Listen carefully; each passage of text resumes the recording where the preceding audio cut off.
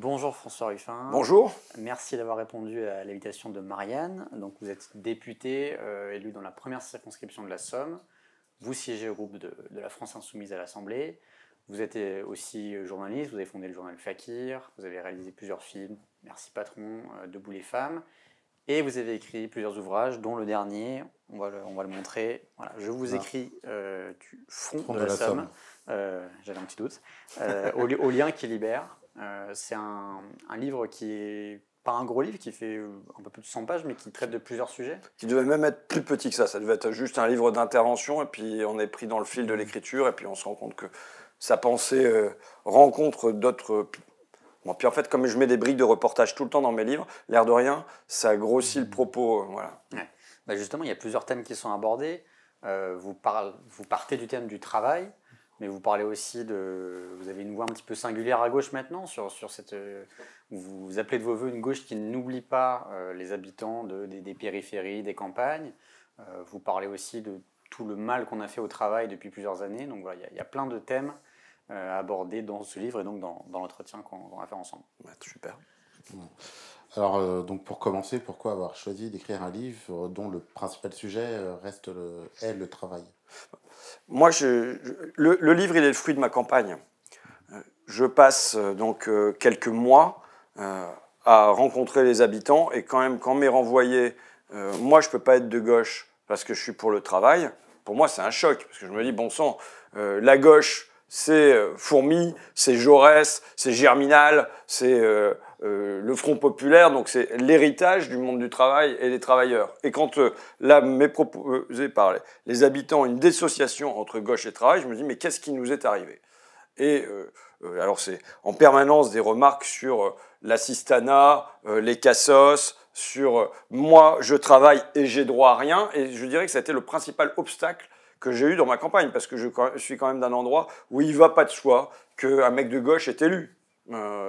Et donc c'est la première chose. Et la deuxième chose, c'est le 19 juin au soir, les résultats. Alors je suis élu assez confortablement, je ne vais pas me la péter, il y a plus de 50% des gens qui se sont abstenus, il y a 7% des gens qui ont glissé un bulletin blanc ou nul dans l'urne, donc voilà. Donc, mais ceux qui sont allés voter à 60%, ils m'ont choisi plutôt que de choisir la candidate du Rassemblement national. Mais ceci dit, dans Picardie, c'est 8 députés sur 17 du RN, alors qu'auparavant il y en avait 0. Le Pas-de-Calais, c'est 6 députés sur 12. Et donc, il y a évidemment ces résultats électoraux, ils se conjuguent à ce que j'ai pu entendre sur le terrain.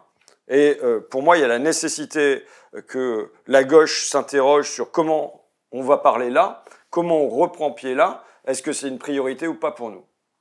Donc je sais que je vais avoir un travail d'analyse et puis de propositions internes à faire pour qu'on on considère pas... Je veux dire, on connaît, enfin peut-être que vous allez y revenir, mais trop de fois dans notre histoire, les classes populaires, et en particulier les classes populaires rurales, périphériques, de la France des bourgs, de la France des gilets jaunes, de la France des ronds-points, je ne sais pas comment on peut appeler ça, mais ont été abandonnées par la gauche. Et je ne veux pas que ça se reproduise une nouvelle fois.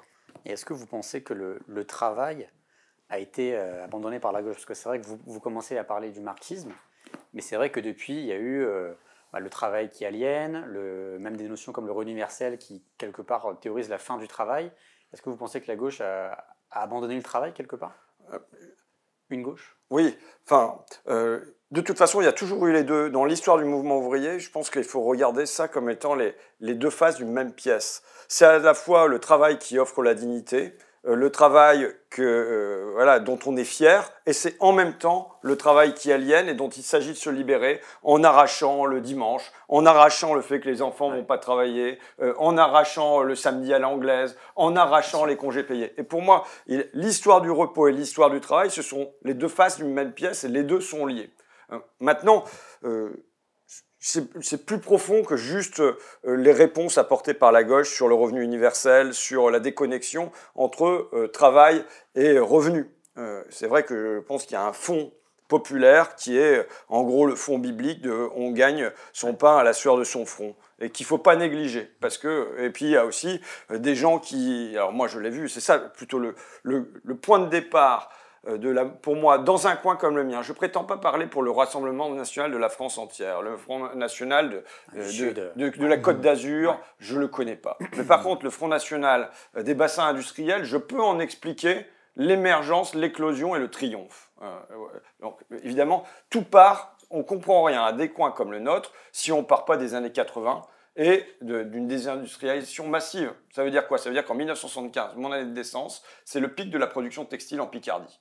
Picardie, région où on a bâti les cathédrales sur le textile. Et d'un seul coup, en 10 ans, tout disparaît. En 1985, il n'y a presque plus rien comme textile. Pourquoi? Parce qu'entre-temps, on a signé les accords multifibres qui permettent la délocalisation du textile dans les pays des Maghreb, puis à Madagascar, puis en Inde et en Chine. Et ce scénario va se reproduire de la même manière pour la métallurgie, pour l'ameublement, je dis toujours, quand même Flodor quitte la Picardie, quand il nous reste même plus les patates, on voit un peu ce que ça peut donner. Mais je peux faire des listes d'usines qui ont disparu. Et il faut bien voir que sur le plan matériel, pour les classes populaires de mon coin, c'était une assise, l'industrie.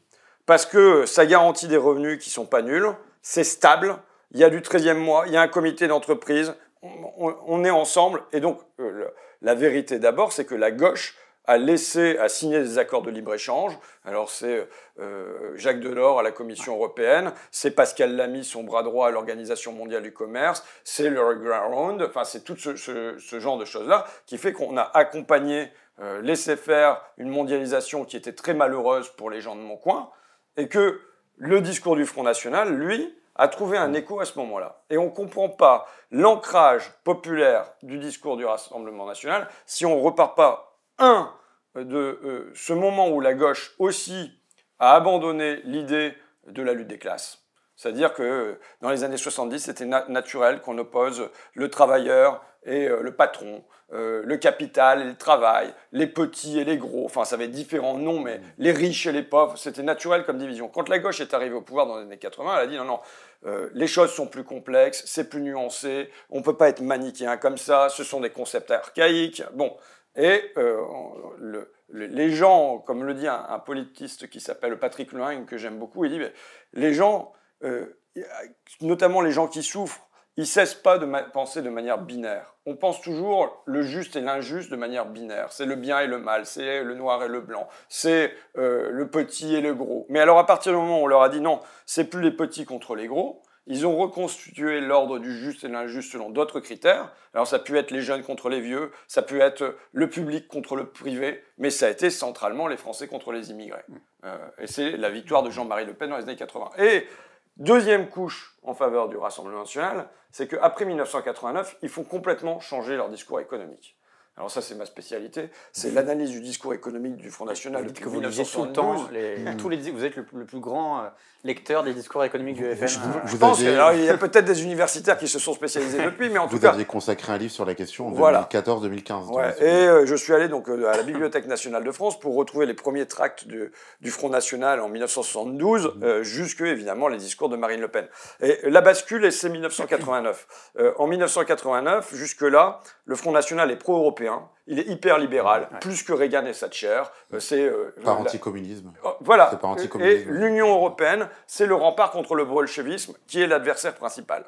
Et à partir de 89, à partir de la chute du mur de Berlin, il n'y a plus cet adversaire-là. Et donc, on peut être protectionniste et réclamer des barrières pour tout, pour l'immigration sauvage comme pour les importations sauvages. Et il y a quelque chose de l'ensauvagement général comme ça. Et il se trouve que ce discours du Rassemblement national pour des protections, pour du protectionnisme, pour des barrières douanières, rencontre un écho populaire évident chez les gens.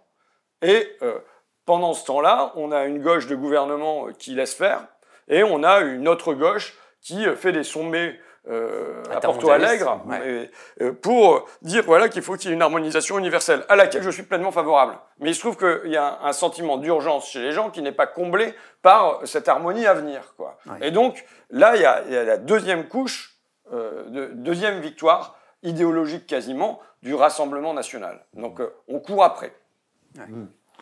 Ce que montre votre livre, c'est que l'abandon de la lutte des classes, c'est-à-dire du travailleur contre le bourgeois, le capitaliste, à mener une autre forme de lutte qui est le travailleur qui regarde en bas, c'est-à-dire l'assisté, celui qui ne travaille pas et vit des aides, etc. Au point où c'en est devenu presque une obsession chez certains. Quelle réponse la gauche peut-elle apporter à cette question? D'abord, je veux dire qu'il y a les deux. Il n'y a pas la disparition du haut non plus. Toute ma campagne, je gagne quand même. Oui. Et je gagne dans des endroits où la gauche perd. Mais le haut est moins Je visible. veux le dire avec fierté quand même. Ouais. Et sans faire une campagne anti-assistée. Non, et sans emprunter ça. Plutôt, c'est un espèce de judo. D'abord, c'est une campagne anti-assistée, mais quels assistés? Oui, les assistés d'en haut, ouais. Voilà. Et donc, je retourne le truc. Alors, vous savez, faire campagne, c'est faire campagne en 30 secondes. Hein. Vous tapez à une porte et il faut réussir à passer le message en 30 secondes. 2017, mon message, c'était « Alors, vous êtes content? Vous n'allez plus avoir à payer l'impôt de solidarité sur la fortune. » Les gens, ils me prenaient pour un fou. Ils me disaient « Mais qu'est-ce qu'il raconte celui-là ?» Évidemment, je ne paye pas d'impôt. Enfin, on est dans des tours du quartier de l'Espérance à Abbeville, Ouais. où il y a pas de trop grandes difficultés. Et là, ma campagne, je la fais sur « Alors, votre salaire, il a triplé. Votre retraite, elle a triplé. » Ben non, qu'est-ce que tu me racontes? Ben parce que les 5 premières fortunes, elles ont triplé sous Macron. Et donc, évidemment, c'est tout un enjeu avec différents outils. Hein. Est-ce que vous pouvez compter avec moi jusque 3? 1, 2, 3, les personnes comptent. Et je dis, ben voilà, pendant ce temps-là, 3 secondes, c'est 10 000 € pour Jeff Bezos, le patron d'Amazon, qui paye pas d'impôt en France, alors que le boulanger du coin, lui, il paye 24% d'impôt sur les sociétés. Et il a gagné donc autant en 3 secondes que Hayat, qui était ma suppléante, Hayat Madboua, et je suis fier que Hayat Madboua ait fait, elle aussi, plus de 70% à Flic Secours. Donc voilà, pendant une année de son travail à elle. Ouais. Et donc, ça ne veut pas dire que pour les gens, ce haut, il n'existe pas. On a une difficulté politique majeure. C'est que, auparavant, puisque je citais Flic Secours, les gens avaient sous les yeux les lieux de la plus-value. C'est-à-dire qu'ils sortaient des usines Saint et ils voyaient autour d'eux les châteaux de la famille Saint, et les manifestations se déroulaient, se terminaient devant les châteaux, et il y en avait un qui brûlait de temps en temps, mais disons qu'il y avait... C'était visible, quoi. Voilà, il y avait on voyait où allait l'argent. Ah, ce beau parc, ils ont installé une statue, ou alors au cimetière, ils ont des grandes chapelles, et on va à l'église, ils ont des petits fauteuils molletonnés. Donc, il y avait une proximité entre le capital et le travail. Et là, on a un gros souci politique, c'est l'invisibilité du capital, C'est des boîtes de des lettres, gros quoi. patrons, je le dis comme ça, des multinationales, de où va l'argent. Et qui fait que je pense que c'est un travail politique central à faire pour la gauche que de, en permanence, présenter ça comme étant le conflit qu'on ne doit pas abandonner, quand bien même c'est un peu relou. Parce que, vous voyez, ça fait 23 ans que je le répète. Mais oui, mais Dominique Seux, il répète tous les jours. Hein, donc on doit le faire aussi. Mais et ensuite, de trouver le moyen que ça ait des images. C'est que ça soit pas seulement des statistiques, mais que ça s'incarne dans des gens, vous voyez, et que Faut donner des noms quelque part, quoi. Voilà, et donc voilà, il y a tout un. Donc la première réponse, c'est quand même. Donc il y a un papier, ça y est, je pars en vrille, mais c'est pas grave. Il y a un papier qui vient de paraître dans la revue de linguistique qui s'appelle Mots et qui montre qui analyse le discours des Gilets jaunes étant un discours de tripartition, c'est-à-dire nous contre eux en bas et ils en haut. Mais il se trouve que comme sur les ronds-points, il y avait parfois des eux Et en bas qui venaient. bas qui venaient et qu'il n'y avait pas de il en haut qui était là, et bien finalement le discours s'est plutôt concentré sur le il en haut. Mais je le dis que ça existe encore. Au fond, les gens sont habités par un sentiment d'injustice. Donc il y a l'injustice qu'ils voient au quotidien. J'ai encore reçu un courrier de quelqu'un qui me dit « Moi, j'ai toujours voté communiste, mais dans mon immeuble, il y en a qui ne travaillent pas, ils sont en 4x4. » Bon, voilà. Donc, et tout le monde dans ces quartiers a un exemple à donner et qui peut être très précis sur des horaires de lever et de coucher, sur combien ça touche, sur qu'est-ce que ça a comme téléphone portable. Enfin, voilà. Donc, et lutter contre ça, c'est très, très compliqué. En revanche, renverser ça à dire « Attendez, il y a quand même une autre injustice qui est beaucoup plus massive, qui est en haut », ça reste possible, en tout cas dans des coins qui ont un front égalitaire comme le mien. Donc on va pas contester finalement l'injustice vers le bas, mais on va dire il y en a une qui est beaucoup plus importante à côté, quoi. Ça me semble compliqué. Les gens, ils connaissent leur cas par cœur, quoi. Ouais. Et à partir de ce cas local, ils vont en tirer une leçon universelle. Donc, en tout cas, dans le cadre d'une campagne, c'est pas mal s'enliser. Donc ça, c'est la première réponse. La deuxième réponse que j'ai, moi, c'est sur les droits universels. C'est-à-dire que je pense qu'il faut cesser. C'est une fille d'agriculteur, par exemple, pour qui il était évident qu'elle aurait droit à rien. Et les parents le pensaient. Donc la bourse, elle n'y a pas droit. Pourtant, elle ne gagne pas tellement, mais elle n'y a pas droit. Et la grande surprise, c'était que l'APL, elle allait y avoir droit. Je pense qu'on doit avoir des droits universels, c'est-à-dire indépendants du niveau de revenu. Et au fond, la gauche... Comme un revenu universel, finalement. Oui, mais pour d'autres pas que le revenu. types de droits. Par exemple, je dis, le droit à l'école, ça a été un droit universel. Cette fille d'agricultrice, elle a l'école gratuite, tout comme les enfants d'une mère célibataire qui est dans la galère, tout comme les enfants de Bernard Arnault. Ouais. Et s'ils choisissent de payer en allant dans le privé, c'est leur problème. Vous voyez ? Donc ça, c'est un droit universel. La retraite, c'était la retraite pour tous. La sécurité sociale, c'était la sécurité sociale pour tous. Par exemple, je viens d'avoir une discussion là sur la précarité menstruelle. Est-ce qu'on doit faire ça juste pour les personnes qui sont en difficulté sociale et qui vont devoir venir pour aller rechercher des serviettes hygiéniques, qui a quand même un côté humiliant aussi, de prouver qu'elles sont bien dans la galère et que donc elles ne peuvent pas se payer ça, ou est-ce qu'on doit faire comme en Écosse, c'est gratuit pour tout le monde ? Eh ben, je suis partisan, en tout cas, qu'on aille vers des droits universels qui éliminent ces effets de seuil et cette petite jalousie qui se crée entre eux. Mais pourquoi en dessous ils ont le droit à ça alors que moi je travaille et j'ai pas. Et ensuite, c'est le cœur du bouquin, donc j'imagine qu'on va en parler plus longuement, c'est comment on reprend le travail. D'ailleurs, dans le livre, ce que vous rappelez aussi, c'est que quand les droits ne sont plus universels, le risque, c'est que le haut arrête de les financer, arrête d'y participer et on risque d'avoir un rétrécissement en fait de ces droits, enfin du financement de ces droits et du consentement aussi à ces droits. Tout à fait. Alors, c'est une phrase qui dit un système pour les pauvres devient vite un pauvre système. Ouais. Et alors là, je donne l'exemple qui a pu vous amuser peut-être, mais à un moment, Lionel Jospin, du temps de la gauche plurielle, avait décidé que quand on était riche, en gros, on n'avait pas besoin de recevoir des aides de la CAF. Bon. Et puis il y avait une manif de Toy Neuilly Passy, c'était la manif pour tous avant l'heure, quoi, qui s'était rebellée et qui avait protesté. Et le député de Moncoing communiste Maxime Gromès avait rejoint cette manifestation. Alors bon, on se foutait de sa gueule, la presse se moquait de lui. Et j'avais eu Serge Halimi, journaliste au Monde diplomatique, il me dit « T'as tort, il a raison ». Il a raison, parce qu'aux États-Unis, c'est comme ça qu'ils ont fait. Ils ont dit, bon, finalement, les riches, ils n'ont plus besoin de toucher l'aide médicale ou je ne sais pas trop quoi. Eh bien, ils ont été éliminés de ça, mais résultat, on n'a plus mis d'argent là-dedans et au fur et à mesure, le système a dépéri. Donc je pense que le fait d'avoir de l'universel, que l'école de la République, ça doit être l'école de tous, et que si jamais ça se dégrade pour tous, et donc il faut continuer à mettre des moyens dedans, que l'hôpital, il doit être l'hôpital de tous, et que si jamais ça se dégrade, c'est quand Jean-Marc Sylvestre, je ne sais pas si vous vous souvenez, chroniqueur de France Inter, qui disait qu'il faut donner moins de moyens, moins de cotisations et tout ça, il s'est retrouvé à l'hosto, et il avait été bien soigné, le fait que ça soit universel à ce moment-là, ça lui avait servi d'alerte, quoi. Ouais.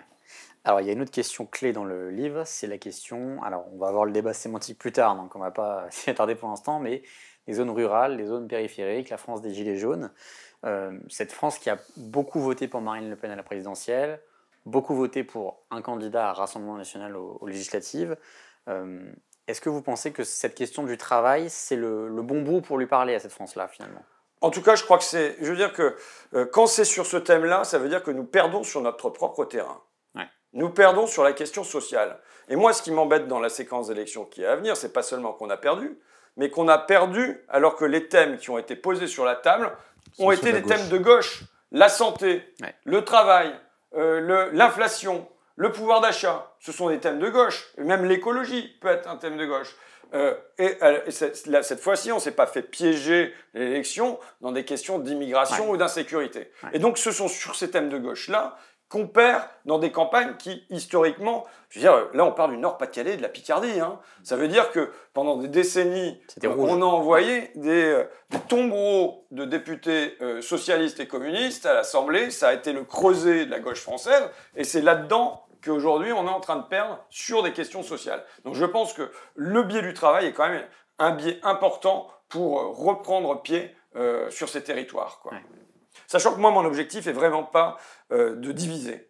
On va en parler. Voilà, mais et vraiment pas de retrancher, mais de se dire, d'abord, moi, il y a un devoir moral à être solidaire des gens de mon coin. Je veux dire, ça fait 23 ans que je fais fakir là-bas, c'est pas par hasard, quoi. De de gens qui ont subi les vagues de la mondialisation en série, et quel que soit le bulletin de vote qui glisse dans l'urne, je me sens à côté d'eux. Bon. Et après, il y a un devoir électoral. C'est comment on passe d'une gauche qui a 30% tout sec au niveau national, avec des endroits où ça vote très très fortement pour Jean-Luc Mélenchon, pour la NUPS, et des endroits où on est quand même très très en retrait, quoi. Ouais. Justement, vu que vous avez abordé la question, je vais la poser direct.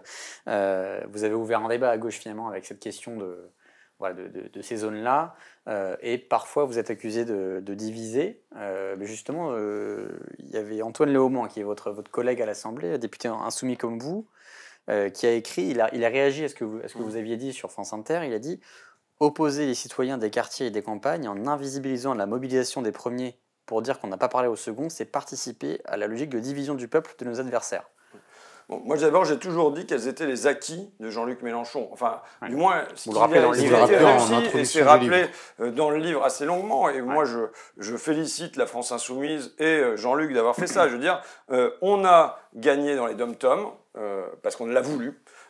On a gagné dans les quartiers populaires parce qu'on l'a voulu. On a gagné dans la France des centres-villes diplômés parce qu'on l'a voulu. Bon, moi je dis, il reste un bout qui nous manque. On ne peut pas être l'union populaire à moitié. Et aujourd'hui, ce qui divise, c'est pas de refuser de voir ça.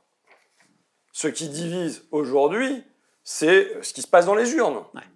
Quand il y a 70% pour Mélenchon à Amiens-Nord et qu'il y a 15% à Flic-Secours, c'est pas moi qui crée la division. C'est que là, aujourd'hui, elle existe chez les gens. Il y a une fracture politique et c'est pas en refusant de la voir qu'on la résout.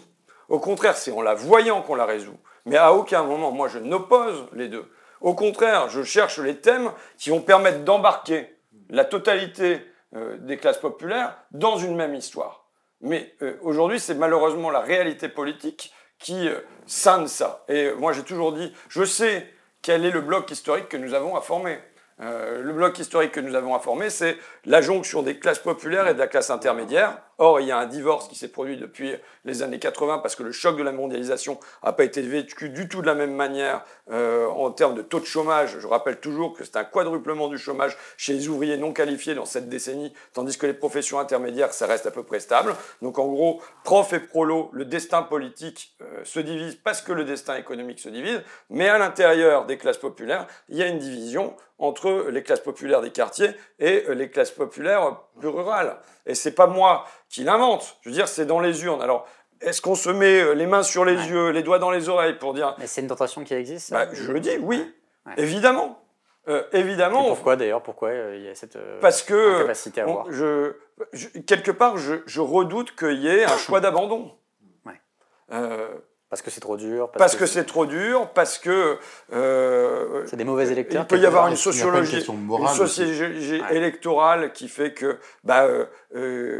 qui va se faire élire dans ces zones compliquées, quoi. Donc là, il y a comme un état de fait. Vous savez, quand j'entends que ce sont des zones où la démocratie et la République ne l'ont jamais emporté... Vous avez entendu ça? Oui, je comprends pas. La gauche, a priori... Voilà, c'était des terres de gauche. Donc c'est pas en refusant... Je pense qu'en refusant de voir, on pérennise un divorce qui pourrait ne faire que s'aggraver. Et que moi, je veux pas l'opposition de la France des campagnes, la France des gilets jaunes, la France des ronds-points, la France des bourgs et de la France des quartiers populaires. Au contraire, je pense qu'on peut rallier les deux. Et qu'à aucun moment dans mon discours, je ne les ai opposés. Et est-ce que vous ne pensez pas qu'il y a une forme de question morale, c'est-à-dire cette France vote mal, on l'abandonne, c'est un peu le rapport Terra Nova, cette France vote mal, on l'abandonne, alors que les autres, soit ils votent bien, soit ils sont perçus comme des victimes du racisme, etc. Est-ce qu'il n'y a pas ceux qu'on ne peut pas abandonner et ceux qu'on devrait abandonner parce qu'ils ont mal voté? Je trouvais une valeur rapport Terra Nova qui était qu'au moins, on disait là... Ouais. Ce qui se faisait depuis 20 ans, ou 30 ans même, 82-2012.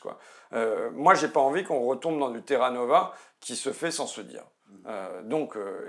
Il s'agit aujourd'hui de se dire que ça doit être une priorité pour nous d'aller combattre dans ces zones difficiles. C'est pas facile, c'est vrai. Mais quel est le discours qu'on doit tenir? Donc voilà, c'est là que je veux dire, moi je viens aussi pour apporter, pas pour dire, je viens pour tirer le signal d'alarme. Je dis déjà que même si on n'est pas d'accord sur mes constats ensuite, sur les solutions que je propose, déjà si rien que la gauche se dit oui, ça doit être une priorité, je veux dire, attendez, il faut voir dans quel temps on vit là. On a 89 députés Rassemblement National. La moitié, et même un peu plus de ces députés, c'était en 2012 des circonscriptions de gauche. Normalement, quand on avait un maire Rassemblement National à Vitrolles ou ailleurs, c'était le branle-bas le combat dans toute la gauche. On défilait et machin. Là, on en a 89 et dont on peut penser que, compte tenu de ce qui s'est passé entre 2017 et 2022, si on fait rien, leur importance va à la fois s'approfondir et s'élargir. Et là, il n'y a pas de diagnostic posé collectivement, il n'y a pas d'interrogation, donc tout va bien, Madame la Marquise. Je ne serai pas ça.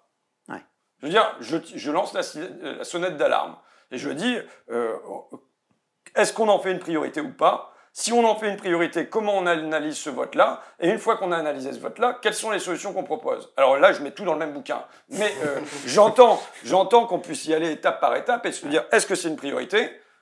Pourquoi? Qu'est-ce qu'on fait? Et il y a aussi ce qui ne vous plaît pas chez une partie de la gauche, c'est cette volonté peut-être de diaboliser ou de moraliser cette question-là. En disant, voilà, en face, c'est des fachos, etc., des racistes, essayer de les convaincre serait une erreur, finalement.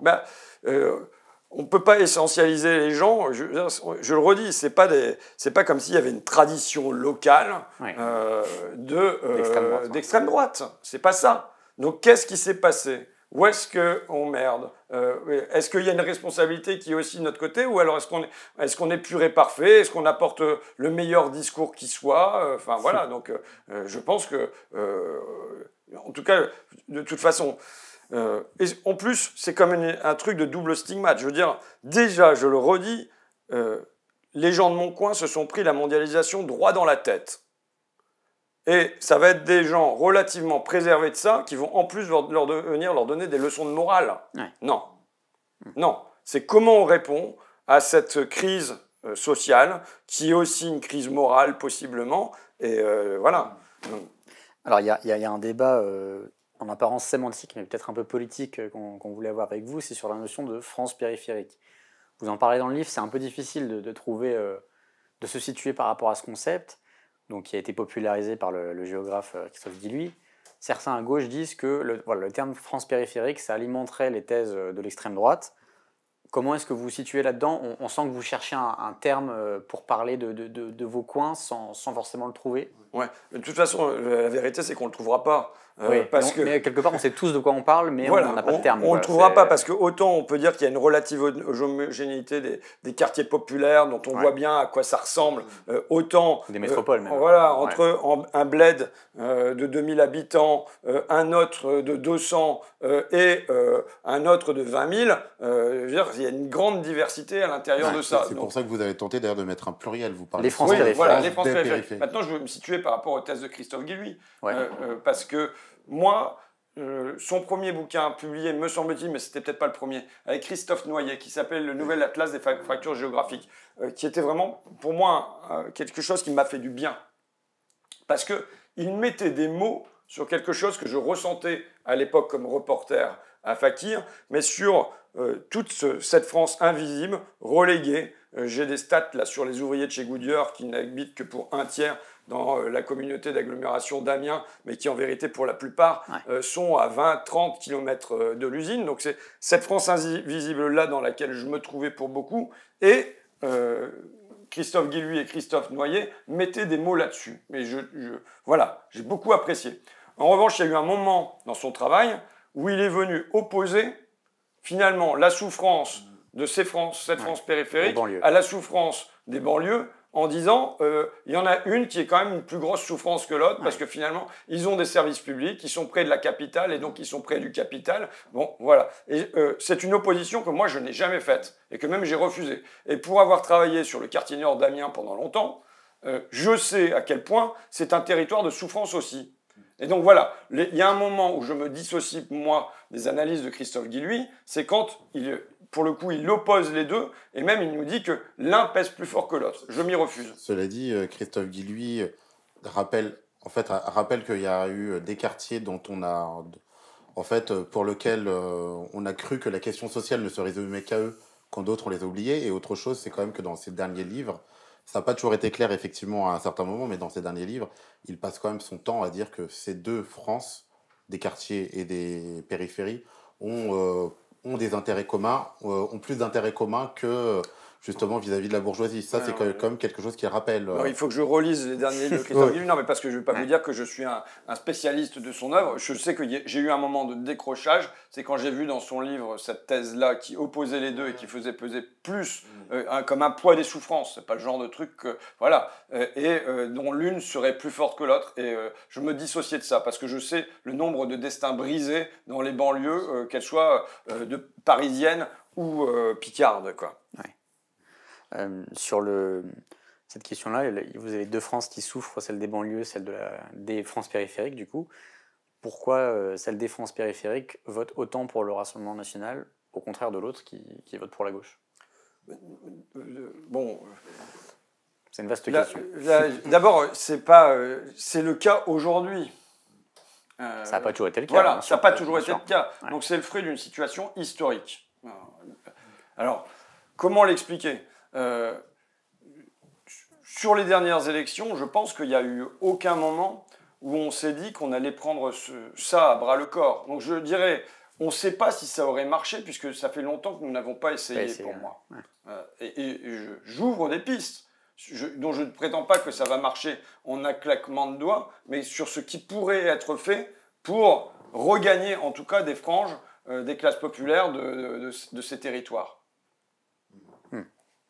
Je vais mettre aussi les pieds dans le plat. Vas-y. Est-ce que vous ne pensez pas que l'insécurité et l'immigration sont aussi des préoccupations de ces France périphériques? Dans tous les sondages, les deux thèmes, surtout l'insécurité, apparaissent dans les 5 sujets qui préoccupent à côté de l'emploi, du pouvoir d'achat, etc. Et est-ce que, en fait, est-ce que la gauche n'a pas un peu peur d'aller sur ces thèmes-là par peur de briser, on va dire, la lutte des classes? Et est-ce qu'elle ne devrait pas justement les réinvestir pour en donner une autre réponse que celle qui est apportée par la droite et l'extrême droite? Moi, je sais que je gagne sans centraliser sur cette question-là. Et je sais sur quoi nous... Je ne dis pas centraliser, je dis mais peut-être que c'est des questions qui peuvent être abordées, mais en revanche, je sais sur quoi nous devons centraliser et sur quoi nous ne centralisons pas. Donc je vois déjà le travail qui peut être fait sur nos propres thématiques et qui n'est pas fait. Je vais y venir, donc du coup quand même, avant de venir sur... Si vous voulez me relancer, parce que vous savez très bien que par exemple la question de l'insécurité, c'est pas comme si c'était une question que je négligeais quand elle est abordée par les gens et qui disent, ben voilà, moi j'arrive plus à dormir la nuit, je fais, ben voilà, ben non, là il y a la nécessité de dire qu'il y a besoin de police dans ce cas-là, où il y a besoin d'interlocuteurs qui rabibochent, qui font qu'on puisse dormir la nuit, qu'on puisse vivre chez soi, qu'on puisse s'y sentir bien. Donc je fais pas l'aveugle non plus sur ces questions-là. Mais pour moi, pourquoi je fais un film Debout les femmes et une mission parlementaire sur les auxiliaires de vie sociale? Et je dirais presque, j'ai une nouvelle lecture là qui me confirme une intuition politique. C'est l'importance de ces métiers populaires et en particulier dans la France périphérique. Mais pas seulement. Je veux dire que Paris vit parce qu'il y a les travailleurs de la banlieue qui viennent faire ces boulots-là à Paris. Mais dans les campagnes, il y a un bouquin qui vient de sortir sur ces femmes qui tiennent la campagne et qui montre l'importance de ces métiers, accompagnantes d'enfants en situation de handicap, assistantes maternelles, auxiliaires de vie sociale, et ainsi de suite, dans les campagnes.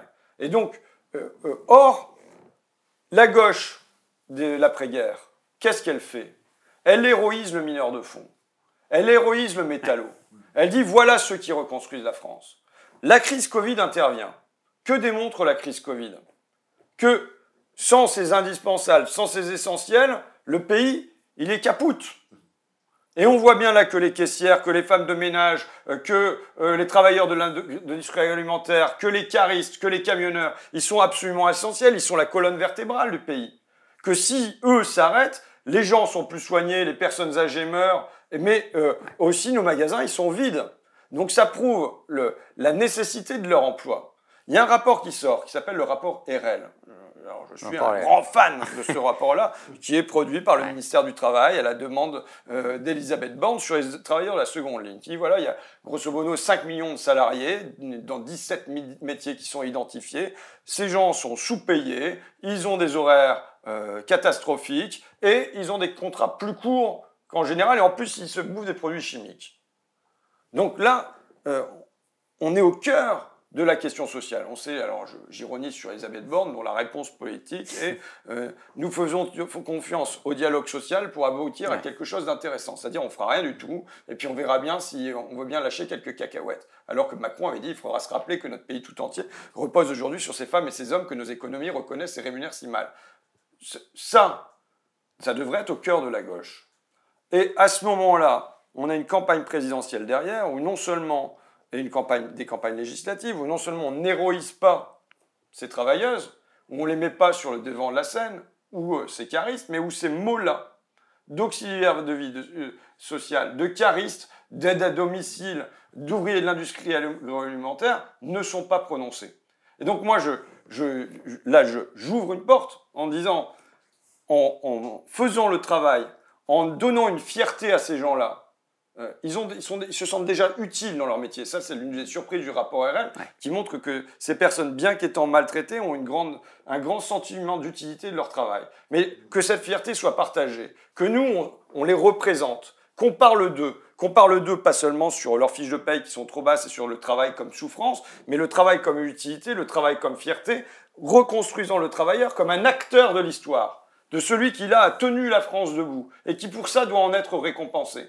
Vous voyez? Et là, je pense qu'il y a un geste qui n'est pas un geste de dissociation de quartier populaire, où il y a plein de caristes, où il y a des mamans qui font auxiliaire de vie, et c'est vrai aussi dans les campagnes, ce type de boulot-là. La France est quand même en train de devenir une vaste plateforme logistique. Bon, mais dans ce moment-là, je pense qu'il y avait la nécessité de les héroïser, de les placer sur le devant de la scène, et que c'est non seulement ces travailleurs eux-mêmes qui auraient possiblement voté pour nous en se reconnaissant dans ce discours, mais c'est aussi, il faut voir ce que ça rejaillit. Quand on dit auxiliaires de vie sociale, elles sont aimées, elles sont populaires, elles passent chez les mamies, on les aime. Et donc, si on les défend, elles, si on les place au cœur de notre discours, c'est non seulement elles qui ont des chances de peut-être voter pour nous, mais c'est aussi tous les gens qui se reconnaissent dans le lien qu'elles tissent tous les jours. Vous voyez?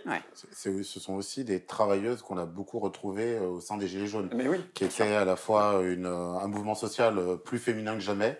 Et effectivement, c'était ce type de métier qu'on retrouvait sur les ronds-points. Oui, mais dans mon film fait avec Gilles Perret, Jeu du soleil, on a déjà les deux types d'emplois dont je viens de vous parler, c'est-à-dire au masculin, c'est beaucoup des caristes, par exemple, et au féminin, on avait des auxiliaires de vie sociale, des aides à domicile, des accompagnantes d'enfants en situation de handicap, qui se trouvaient...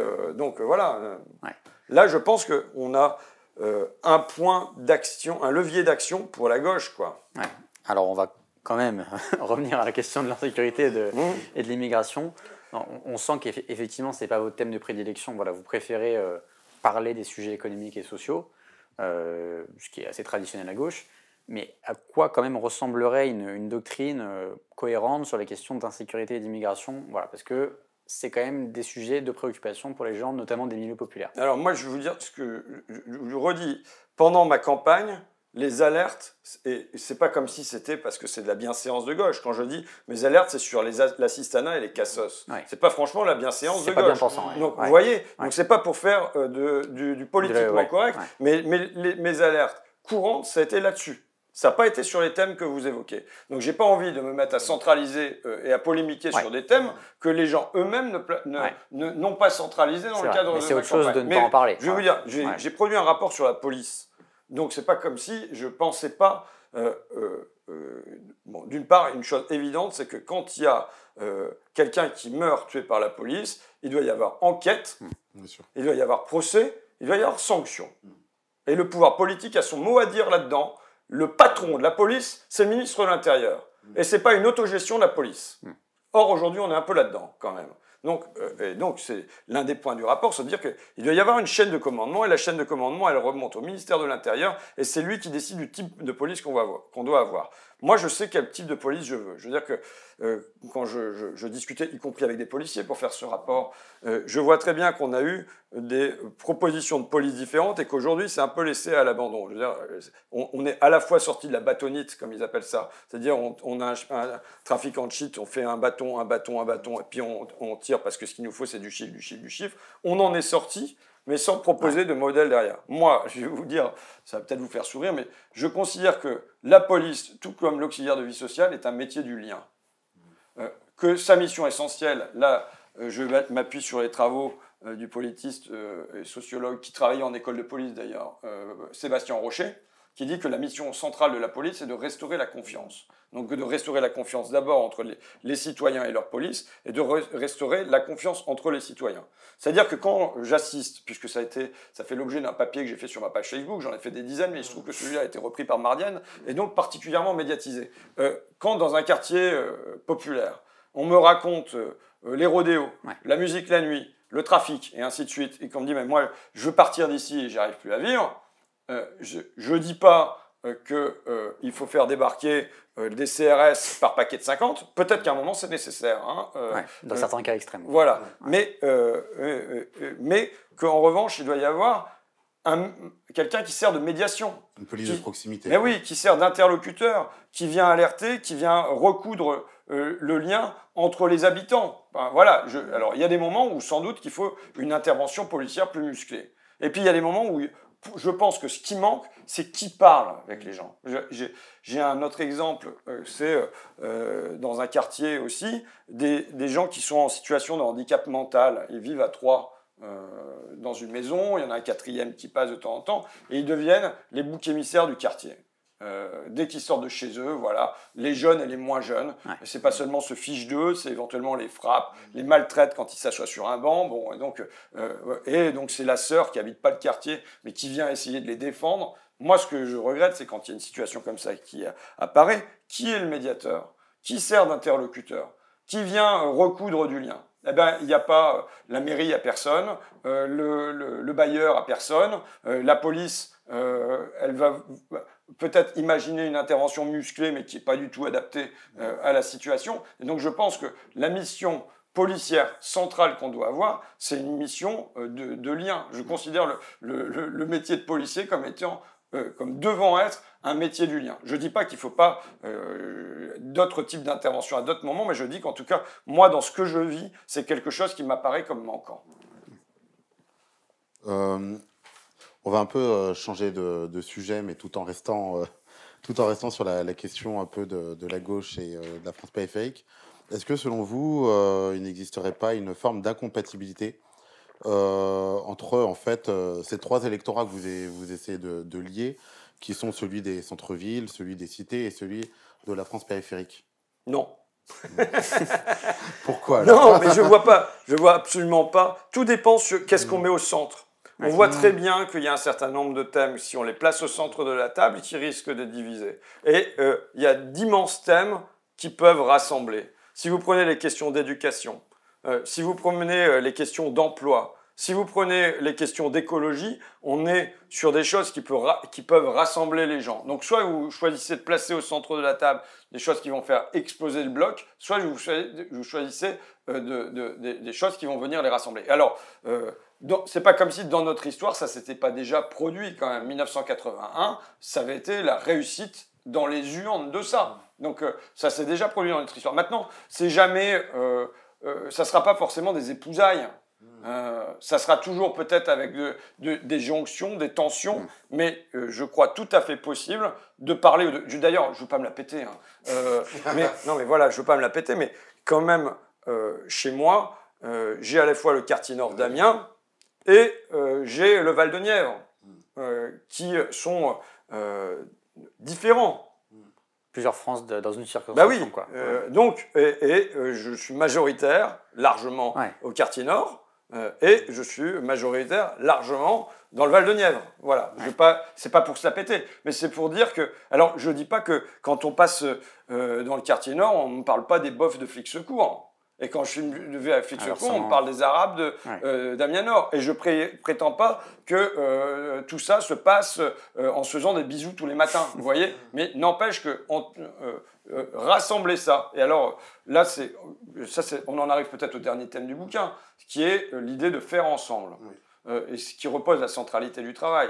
Mais je pense que quand on demande aux gens de vivre ensemble, vous n'aimez pas ça? Non, mais j'ai compris en écrivant le bouquin pourquoi. Mais vivre ensemble. Imaginez un couple à qui on dit vivre ensemble. Cohabiter, quoi. Mais sans être porté par un projet. Sans se dire, bah voilà, on va avoir un enfant, on va avoir une maison, on va avoir un chien, on va partir en voyage, j'en sais rien, mais ça peut être du petit ou du grand projet, mais d'être porté ensemble vers quelque chose, mais être juste là de manière stagnante à vivre ensemble, ça veut dire qu'on va se bouffer la gueule quand même assez rapidement. Donc, il faut proposer aux gens d'être dans une dynamique. Et pour moi, c'est pas vivre ensemble, c'est faire ensemble.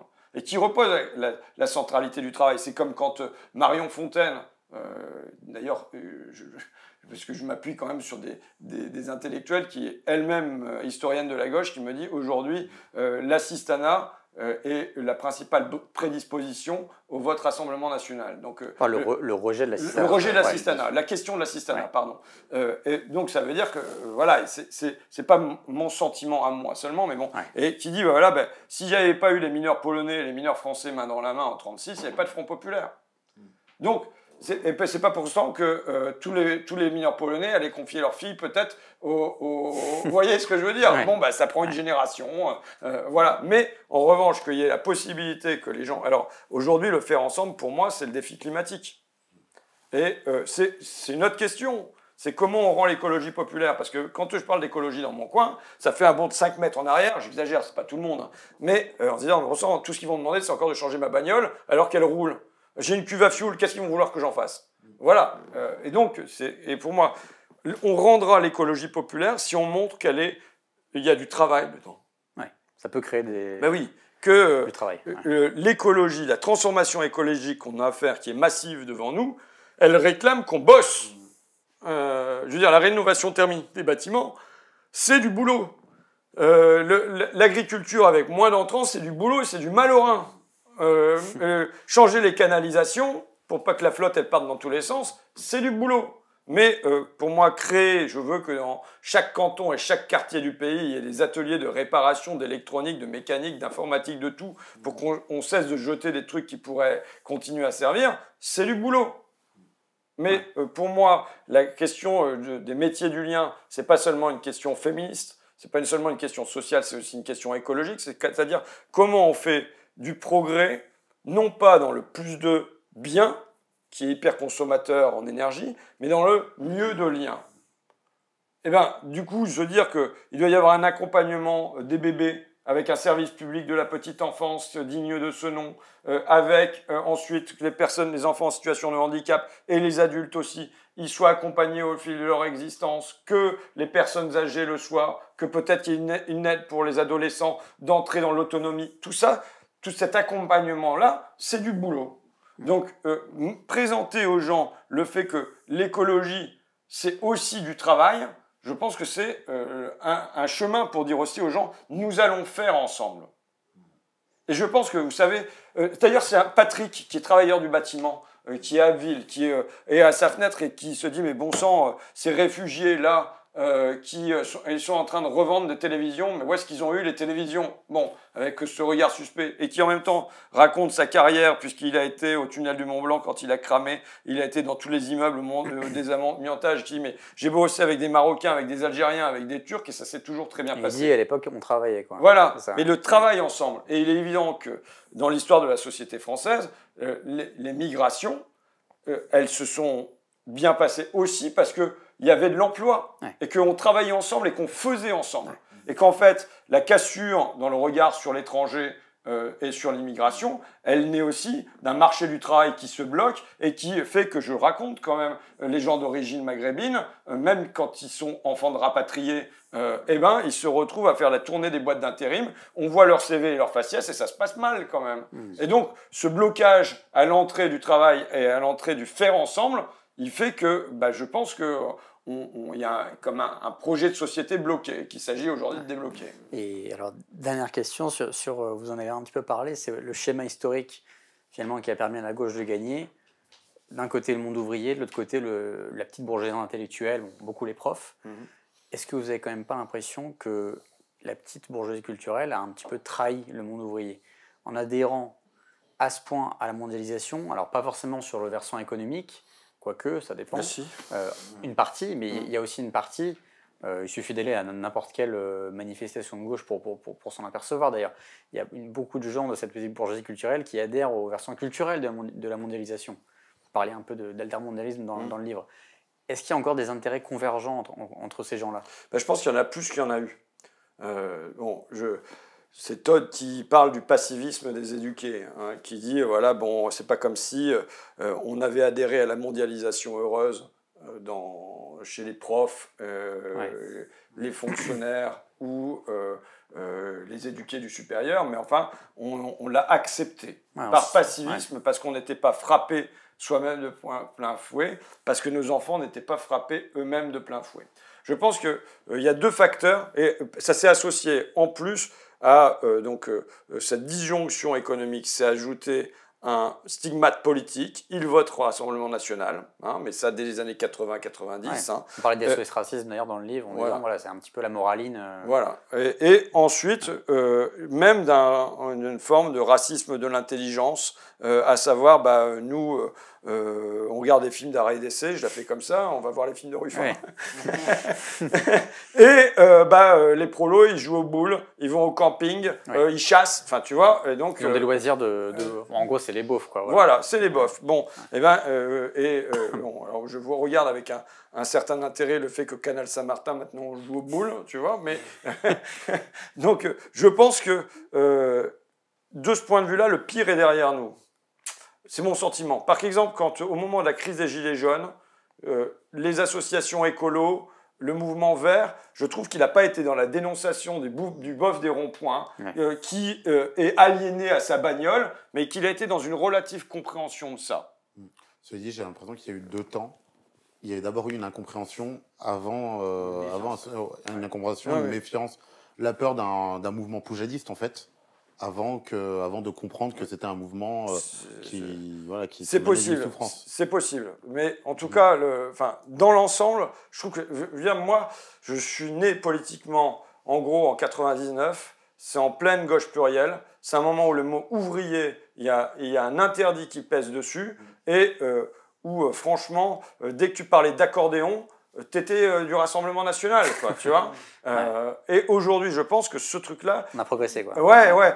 Pour moi, on a progressé. Donc ça, c'est sur les facteurs culturels. Mais moi, je regarde deux facteurs économiques, matériels, qui peuvent ramener à une base commune. Je dis qu'ils peuvent, hein, et puis ça sera ce qu'on en fera aussi, si le travail est effectué. Mais la mondialisation, elle marche comme... des vagues qui rentrent dans la falaise. Donc ça a commencé par les ouvriers, c'est les paysans. Mais on voit bien que, y compris par le biais de l'Europe, la stagnation des salaires des profs, là, dont on se dit maintenant, en 1980, c'était 2,3 fois le SMIC. Maintenant, c'est 1,2 fois le SMIC. Donc, en fin de compte, c'est une prolétarisation du métier d'enseignant. Finalement, la mondialisation, la vague de la mondialisation arrive jusqu'aux classes moyennes. Alors le problème, c'est que, je le dis, elle a pris c'est comme l'histoire des Horaces et des Curias, elle les a pris les uns par un. Parce qu'elle aurait affronté en même temps les fonctionnaires du public, de la SNCF, des enseignants, les ouvriers du privé et les agriculteurs. Il y avait un rejet massif et uniforme et on régulait au moins fortement cette mondialisation. Tu vois, mais ça ne s'est pas passé comme ça. Donc on a pris les ouvriers, après on a pris les agriculteurs, voilà. Donc ça c'est la première chose. Et la deuxième chose, c'est quand même la question climatique. Comment ne pas voir que on ne va pas s'en sortir avec 3 éoliennes, mais qu'il s'agit bien d'avoir une régulation du libre-échange. Qu'il y a le besoin aujourd'hui d'avoir une reprise en main de l'économie, et qu'on ne la laisse pas à la main invisible du marché qui fait multiplier par 5, 6, 10 en un été les factures d'électricité. Le marché ne marche plus. Il y a besoin d'un État qui dirige. Je dis, moi, c'est Roosevelt 1942. Et à ce moment-là, il manque de bombardiers, il manque de bombes, il manque de porte-avions. Ouais. Et il se dit, bon, ben voilà, je vais canaliser toute l'énergie du pays, tous les capitaux, toute la main-d'œuvre en une direction qui est l'économie de guerre. Ben, nous, maintenant, il nous faut une économie de guerre climatique, de la même manière. Et je pense que le fait de parler aussi, de chercher le chemin qui construise une écologie populaire, est un lieu de rassemblement possible, un projet qu'on peut porter ensemble. Donc voilà les 2 points. Donc je dis, ça sera ce qu'on en fera. Il est tout à fait possible qu'on n'arrive pas à reconstituer ce bloc. Mais le pire serait que nous n'essayions pas. Ouais, ce serait le plus... Puisque je citais Roosevelt, il disait, le peuple ne nous en voudra pas d'échouer, mais nous en voudra de ne pas avoir essayé. Et ce que j'en voudrais, moi, à notre gauche, c'est si elle n'essayait pas de reconquérir un socle populaire commun entre les quartiers et le périurbain, les gilets jaunes, les ronds-points, t'appelleras ça comme tu voudras. Bon, bah, on va suivre ça de près. Merci en tout cas, François Ruffin. Merci à vous surtout.